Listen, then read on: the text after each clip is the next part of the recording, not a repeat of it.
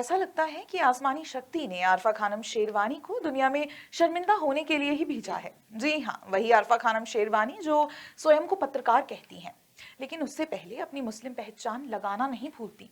इसी पहचान के चलते वे अक्सर कट्टर इस्लामी एजेंडे को आगे बढ़ाने का पवित्र काम करती रहती हैं। इस बार उन्होंने मौका चुना भारत में हो रहे वर्ल्ड कप का। उन्होंने ट्वीट करके लिखा, विश्व कप के मैचों के दौरान कई फैंस के निंदनीय व्यवहार से एक भारतीय के रूप में मुझे शर्म महसूस हो रही है। मैं इससे लज्जित हूँ। दरअसल भारत पाकिस्तान मैच के दौरान फैंस ने जय श्री राम का नारा क्या लगाया, आरफा को इससे तकलीफ हो गई और उन्होंने इस माहौल को मोदी आरएसएस की देन बता दिया। अब सवाल ये है कि क्या आरफा को पाकिस्तानी क्रिकेटर का नमाज पढ़ना नजर नहीं आता है?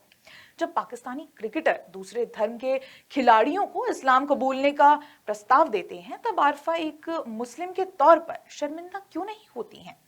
लेकिन इस बार पाकिस्तान के क्रिकेटर दानिश कनेरिया ने आरफा को अच्छा पाठ पढ़ा दिया है। दानिश ने कहा कि अगर तुम एक भारतीय के रूप में शर्म महसूस कर रही हो तो मेरे देश पाकिस्तान में आ जाओ।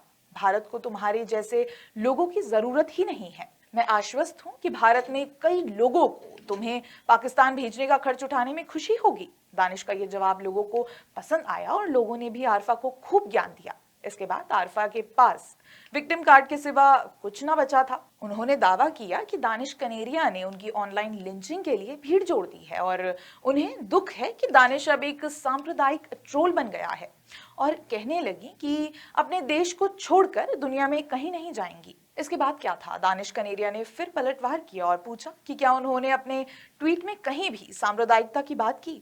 आरफा के प्रोपेगेंडा को ध्वस्त करते हुए दानिश ने लिखा कि लिंच मॉब, कम्युनल ट्रोल जैसे प्रोपेगेंडा शब्दों का इस्तेमाल ना करें। आप सीधे ये कहकर दिखाएं कि आपको पाकिस्तान नहीं पसंद है। इसके बाद आरफा ने जवाब दिया कि आपके ट्वीट का हर शब्द सांप्रदायिक था। किसी भारतीय मुस्लिम को पाकिस्तान जाने के लिए कहना उतना ही सांप्रदायिक है जितना कि किसी पाकिस्तानी हिंदू को इस्लाम अपनाने के लिए कहना। शायद आरफा खानम को मालूम नहीं है कि पाकिस्तान में दानिश कनेरिया को कितनी ही बार इस्लाम अपनाने का दबाव बनाया गया और ऐसा ही न जाने पाकिस्तान में कितने ही अल्पसंख्यक हिंदुओं को प्रताड़ित करके मुस्लिम बना दिया गया। लेकिन आरफा की तरफ से कभी इस मुद्दे पर कोई ट्वीट सामने नहीं आया।